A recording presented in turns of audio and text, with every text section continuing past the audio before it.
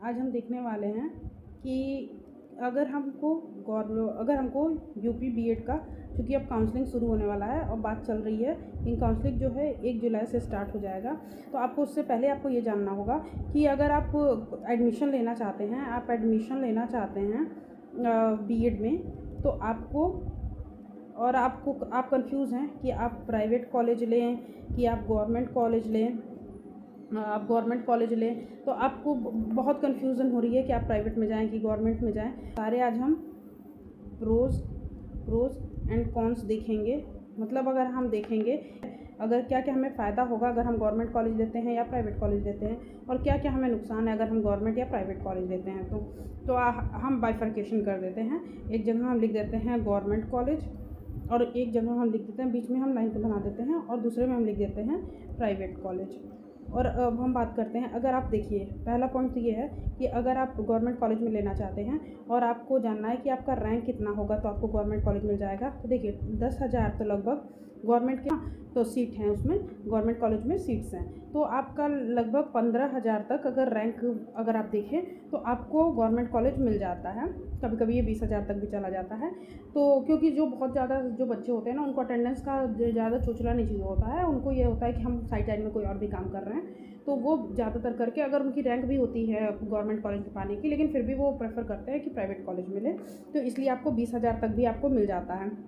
अगर प्राइवेट में बात करें कि आपकी रैंक क्या होनी चाहिए प्राइवेट कॉलेज लेने के लिए, तो इसमें आपका रैंक का कोई बार नहीं होता है। अगर आपके 0 मार्क्स हैं या उससे ऊपर हैं तो आप ले सकते हैं प्राइवेट कॉलेज में। और आपको पहले आप बात कर लीजिएगा कि आप प्राइवेट में एडमिशन लेना चाहते हैं तो आपका कैसे कैसे क्या क्या होना है, और पहले आपकी सीट बुकिंग हो जाएगी तो ज़्यादा अच्छा रहेगा।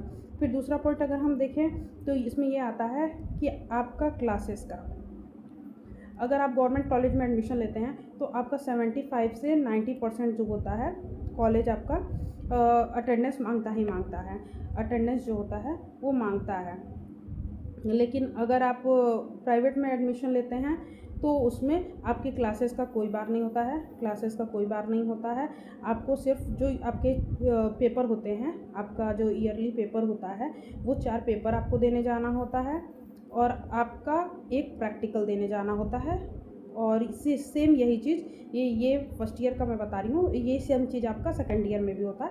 आपका जितना पेपर होता है वो पेपर देने जाना होता है, और आपको प्रैक्टिकल देने जाना होता है। इसमें अटेंडेंस का कोई बार नहीं होता है। और तीसरा अगर पॉइंट हम देखें तो इसमें आपका ये होता है कि आपका फ़ी कितना लगता है।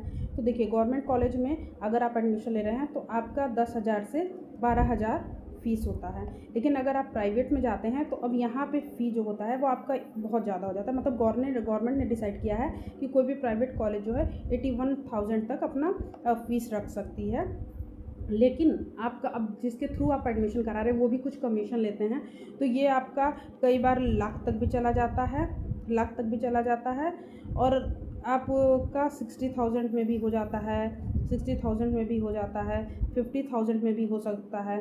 अब आपका जो एडमिशन करा रहा है वो आपका कितने में एडमिशन करा रहे हैं इस पे डिपेंड करता है कि आपका एडमिशन कितने पे होगा, और आपकी फ़ी कितनी लगता है, और वो क्या क्या इंक्लूड है। हाँ, ये याद रखिएगा कि जितने में भी आप एडमिशन करेगा, 50,000 में करा रहे हैं, आप 60,000 में करा रहे हैं, आप 55,000 में करा रहे हैं, इसमें आप पहले बात कर लीजिएगा कि इसमें प्रैक्टिकल फ़ीस, इसमें एग्ज़ाम फ़ी, इसमें जो अटेंडेंस फ़ी है, मतलब सारी फ़ीस इसमें इंक्लूडेड है कि नहीं है। वरना आपसे ना अलग अलग फ़ी के नाम पे ना आपसे बाद में पैसे लिए जाते हैं, तो आप पहले क्लियर कर लीजिएगा कि ये सारी चीज़ें इसमें इंक्लूडेड हैं कि नहीं इंक्लूडेड है। अगर आपको हमारे थ्रू एडमिशन लेना है तो हम आपका 60 से 65,000 के बीच में आपका एडमिशन करा देंगे, और आपका इसके लिए कोई टेंशन भी लेने की ज़रूरत नहीं है। इसमें प्रैक्टिकल फ़ीस, इसमें एग्ज़ाम फॉर्म फ़ी, इसमें सब चीज़ इंक्लूडेड रहता है। तो आप उसके लिए टेंशन मत लीजिए, आप हमसे बस कांटेक्ट कर लीजिएगा और आप पहले सीट बुकिंग करा लीजिएगा। क्योंकि देखिए सीट का तो बहुत ज़्यादा इस समय दिक्कत हो रहा है कि सीट का थोड़ा मिलना मुश्किल होता है। तो पहले ही आप अपने बुकिंग करा लेंगे कि आपको इस कॉलेज में यहाँ पे एडमिशन लेना है, इतने पे लेना है, तो हम आपका एडमिशन का पहले बात कर लेंगे, तो वो ज़्यादा ईजी हो जाएगा। तो आप कमेंट करिएगा अगर आपको एडमिशन लेना होगा हमारे थ्रू तो मैं आपको अपना नंबर बता दूंगी और आप हमसे कांटेक्ट कर सकते हैं, और वहाँ से फिर हम आपका एडमिशन करा देंगे। मैं गोरखपुर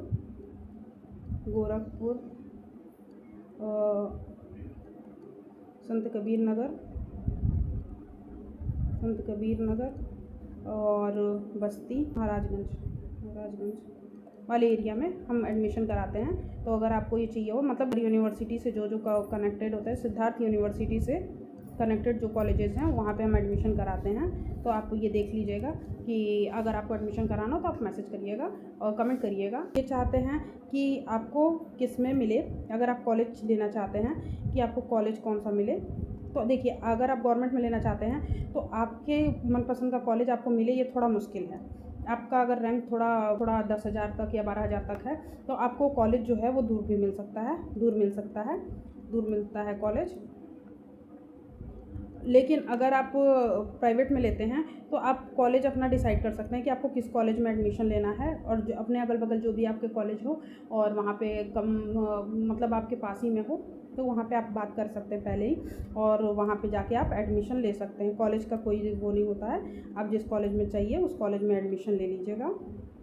पाँचवीं चीज़ देखें तो ये होता है कि आपका जो टीचिंग लगता है उसका क्या सीन है। तो अगर गवर्नमेंट में आप जाते हैं तो टीचिंग जो है आपको देनी ही होती है, आपकी टीचिंग लगती है, कंपल्सरी है कि आपका जो टीचिंग है वो लगेगा ही लगेगा। और आपको स्कूल में जाके, प्राइमरी स्कूल में जाके आपको टीचिंग करनी पड़ेगी। लेकिन प्राइवेट में ये छूट आपको मिल जाता है।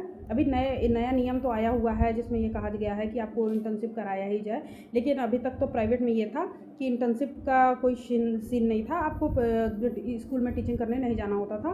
तो वो आप इस बार नया नियम है, तो इस बार एडमिशन कराने से पहले एक बार आप बात कर लीजिएगा कि कैसे आपका क्या है, और आप आपको जो टीचिंग है वो करने जाना पड़ेगा कि नहीं जाना पड़ेगा, टीचिंग आपकी लगेगी कि नहीं लगेगी प्राइवेट में, ये आप पहले पूछ लीजिएगा जहाँ भी एडमिशन कराइएगा वहाँ पे। नेक्स्ट पॉइंट हम देखें तो जो आपका ड्रेस रहता है, मतलब आपका गवर्नमेंट कॉलेज में ड्रेस कोड जो रहता है, ड्रेस कोड आपको रोज़ आपको अपने साड़ी में जाना होगा। लड़कियां तो उनको अपना जो प्रिस्क्राइब ड्रेस है उस पर जाना होगा, लड़कियां तो रोज़ उनको साड़ी पहन के स्कूल कॉलेज जो है उनके जाना पड़ेगा और वहाँ पे उनको क्लासेस अटेंड करनी होंगी।